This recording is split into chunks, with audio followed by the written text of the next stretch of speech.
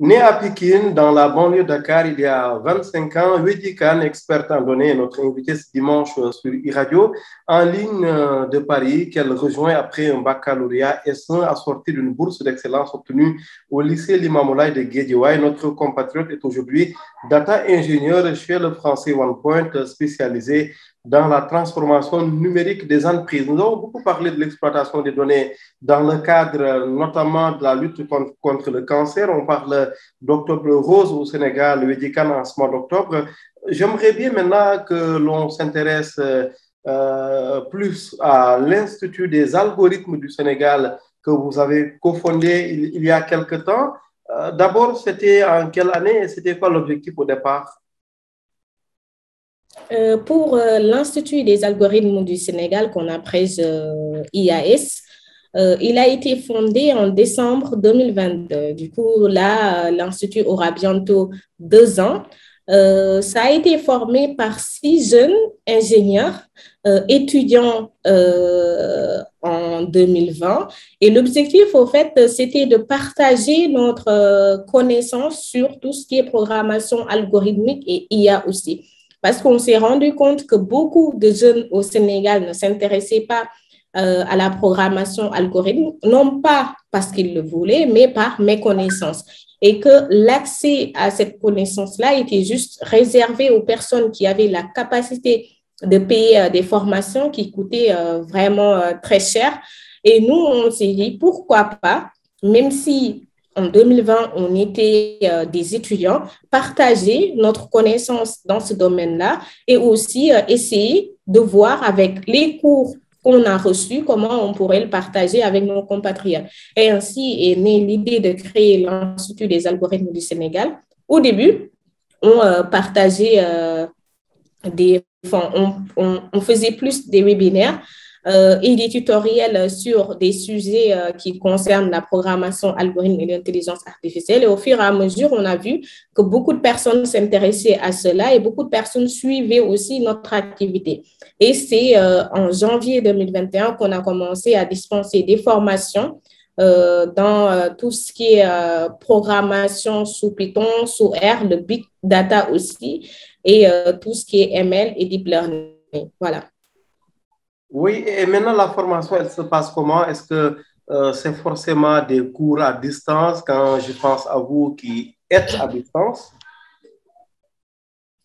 Oui, effectivement, pour la formation qu'on dispense aux étudiants, c'est 100% à distance et du coup, c'est une formation qui dure en moyenne 3 mois, étalée sur plusieurs modules.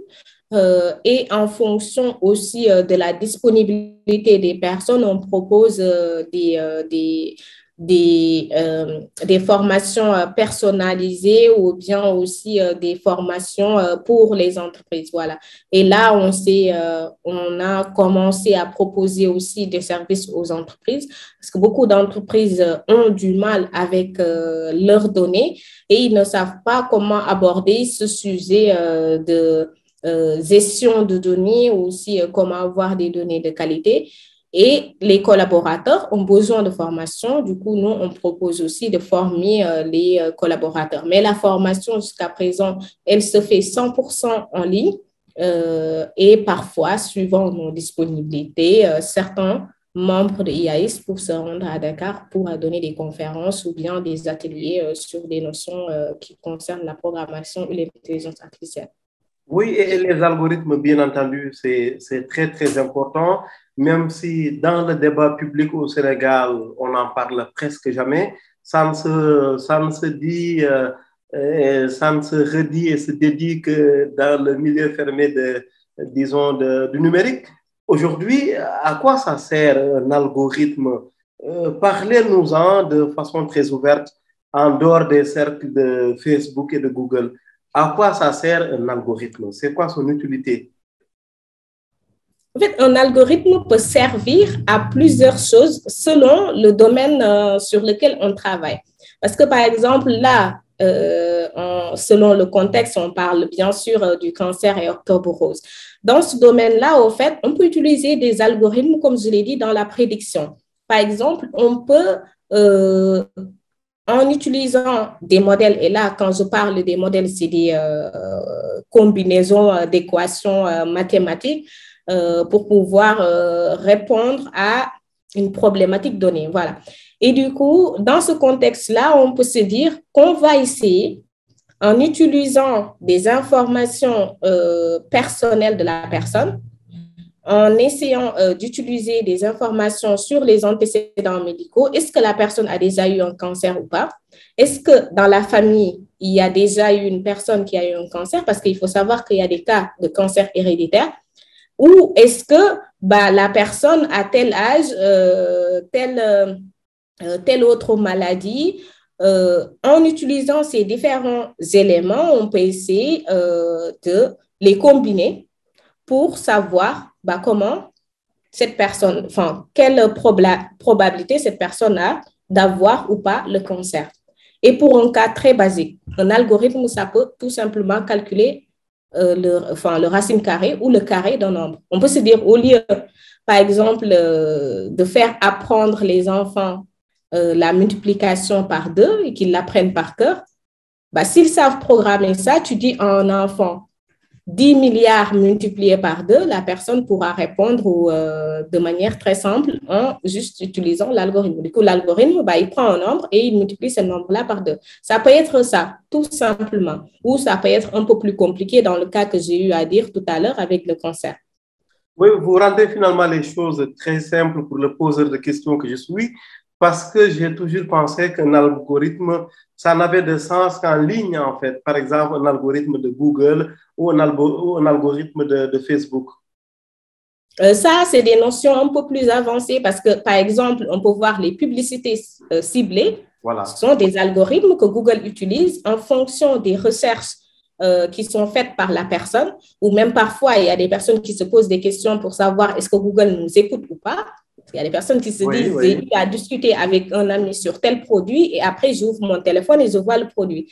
Donc, ça aussi, ce sont des algorithmes qui sont utilisés pour dire si la personne a utilisé tel mot, si la personne sur son navigateur a tapé tel produit, alors propose-lui ces produits en faisant un peu, en ayant un intérêt, par exemple, sur la marque ou bien sur la personne qui propose ce produit, par exemple.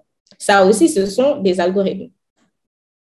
Wedi Kane, expert en données, data ingénieur, notre invité ce dimanche 16 octobre de l'année 2022 sur e-radio. Avec elle, bien entendu, nous parlons d'Octobre Rose et de la contribution du numérique à la lutte contre une maladie comme le cancer, qui reste bien évidemment une grosse problématique mondiale. Comme on dit, nous allons poursuivre notre émission. Nous restons toujours sur les algorithmes avec l'Institut des algorithmes du Sénégal. En même temps, pour taquiner un peu, c'est très problématique de vouloir réunir les algorithmes du Sénégal dans un institut. C'est bien possible et ça montre aussi l'ambition qu'on a. Parce qu'il ne faut pas se restreindre. Il faut savoir que le Sénégal, au Sénégal, il y a plusieurs problématiques et grâce à la programmation informatique et grâce à l'IA, on peut essayer de trouver des solutions à ces problématiques. Et nous, notre rôle actuellement et notre ambition, c'est d'essayer de fédérer tous les acteurs qui interviennent dans ce domaine. Parce qu'on peut voir que, par exemple, il y a ANSD, il y a CIRC aussi qui s'occupe de tout ce qui est recherche médicale et dans le domaine du cancer. Et il faut savoir que tous ces acteurs-là, s'ils combinent leurs données, s'ils essaient d'utiliser aussi le savoir des chercheurs, des doctorants ou bien des experts dans le domaine de la donnée, on peut essayer à résoudre des problématiques réelles sociétales. Et nous, notre objectif, c'est d'avoir un institut qui permettra de travailler sur toutes sortes de problématiques dès l'instant qu'on peut accéder de manière très simple, facile aussi, aux données dont on a besoin. Et c'est quoi la collaboration éventuelle avec les autorités sénégalaises sur ces questions en lien avec les algorithmes notamment? Bah, on peut voir qu'actuellement au Sénégal, la question revient de plus en plus sur la table et qu'il y a une réelle volonté aussi pour les autorités de travailler sur ces notions. On voit le data center maintenant et il y a aussi Sénégal numérique aussi qui travaille vraiment dans ce domaine-là. Mais on aimerait quand même une collaboration beaucoup plus inclusive parce que les jeunes ont un rôle à donner, ont un rôle à jouer. Et actuellement, il faut savoir qu'ils sont les plus actifs sur les réseaux sociaux et le temps qu'ils passent sur ces réseaux sociaux-là bah, pourrait servir à résoudre de vraies problématiques dès l'instant qu'ils sont inclus dans les décisions et qu'ils sont aussi bien accompagnés dans la formation.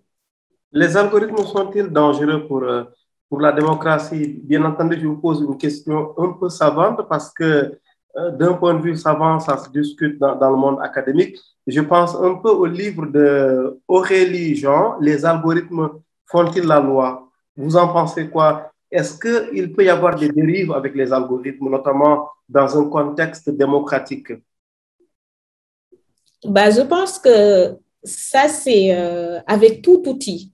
Si on n'utilise pas bien les algorithmes et si ce n'est pas bien encadré aussi, c'est bien possible qu'il y ait des dérives. Et il faut savoir que l'intelligence artificielle, c'est juste un outil et qui nous permet de pouvoir résoudre des problèmes, mais si on l'utilise d'une manière malveillante ou si on l'utilise pour d'autres projets, bah, effectivement, il peut y avoir des dérives. Et là, c'est aux autorités d'encadrer cela parce que là, on parle de données personnelles, on parle de tracking aussi, des gens qui vendent les données via les applications. Il faut bien encadrer cela et aussi conscientiser les personnes sur l'importance des données parce qu'à cette ère, la nouvelle énergie, le nouveau moyen de guerre, ce sont les données. Ce qui montre que c'est très important de faire très attention dans la transmission des données, dans l'utilisation des données personnelles et aussi avoir des lois qui permettent vraiment de réguler l'utilisation des données, l'exploitation des données, leur stockage et aussi, bien sûr, la collecte. Adrien Badvan, je renvoie un peu nos auditeurs à cet avocat français qui avait publié dernièrement L'Empire des données que nous avions eu l'honneur de recevoir dans cette émission ITEC. Wedi Kane, sénégalaise établie en France, est notre invité ce dimanche sur e-radio, partie du lycée Limamoulaye de Guédiawaye pour aujourd'hui travailler dans les plus grandes entreprises en lien, bien entendu, avec la transformation numérique ou digitale, comme on dit au Sénégal, l'exploitation des données, entre autres.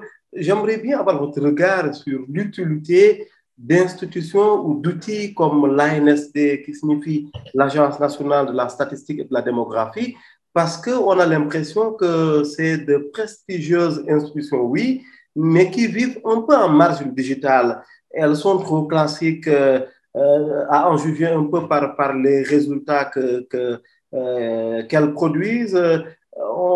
Est-ce qu'une experte, une spécialiste comme vous ne devrait pas plus s'attendre à ce que, par exemple, elle livre des analyses, des études sur l'impact du digital, comment aujourd'hui les données devraient aider à une meilleure gouvernance en Afrique? Les données pourraient beaucoup aider, que ce soit les autorités, mais aussi la population, comme je l'ai dit tout à l'heure.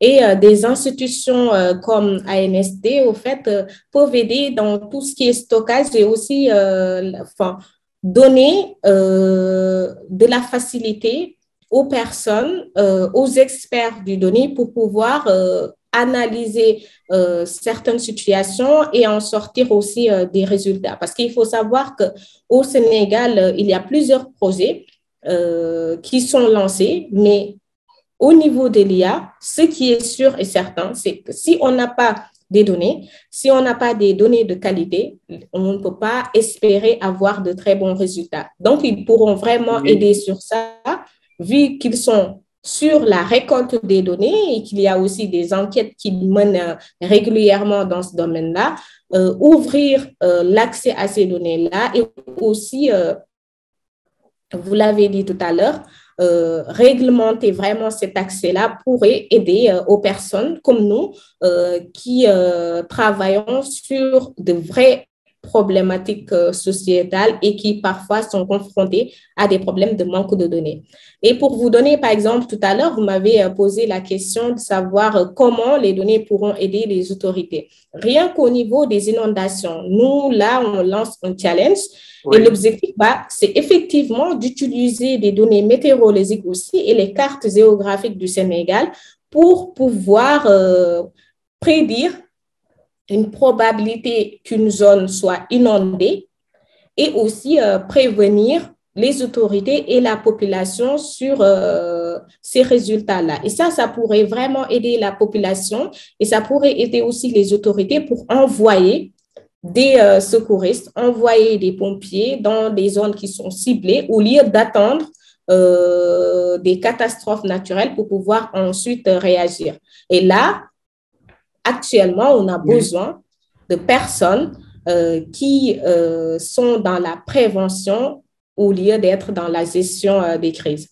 Oui, d'où ma question d'ailleurs de tout à l'heure, parce que globalement, il est admis qu'en Afrique, au Sénégal particulièrement, on a un souci avec les données, et pourtant, Dieu sait qu'elles sont innombrables. À quoi devrait servir, partant de là, une institution comme l'ANSD qui régulièrement, bien entendu, fournit des chiffres sur la démographie, sur le nombre d'entreprises au Sénégal, mais est-ce qu'elle ne devrait pas faire mieux en termes de prédiction et de prévention? Je pense qu'on peut toujours mieux faire.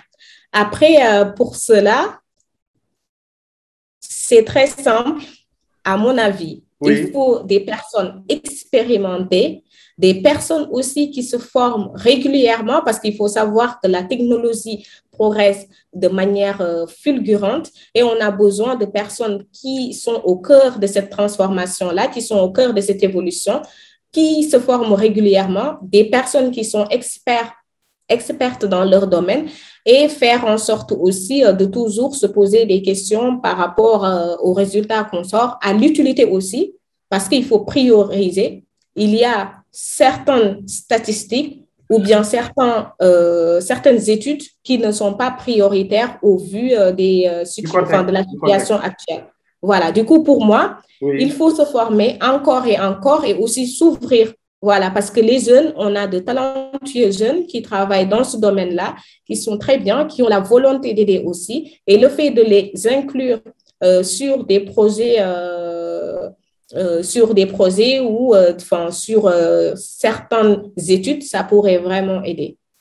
Merci, Wedikana. Merci beaucoup à vous. Certainement la plus jeune de nos invités. Bien entendu, si on met de côté Dim Momaflo, très jeune, qui a produit une application pour lutter contre la somnolence au volant.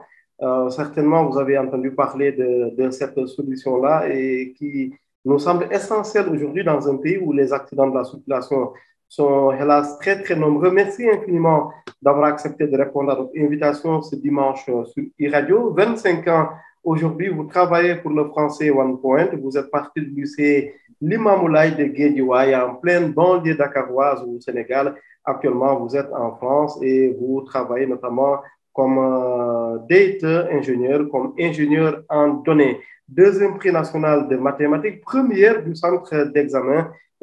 C'est ce qui vous a d'ailleurs permis d'obtenir une bourse d'excellence qui aujourd'hui vous a donné cette possibilité naturellement de poursuivre vos études en France que vous avez démarré d'abord par, bien entendu, 2 années de prépa au lycée Henri IV en France. Merci infiniment d'avoir été donc notre invité ce dimanche 16 octobre 2022. Excellent dimanche et excellente semaine.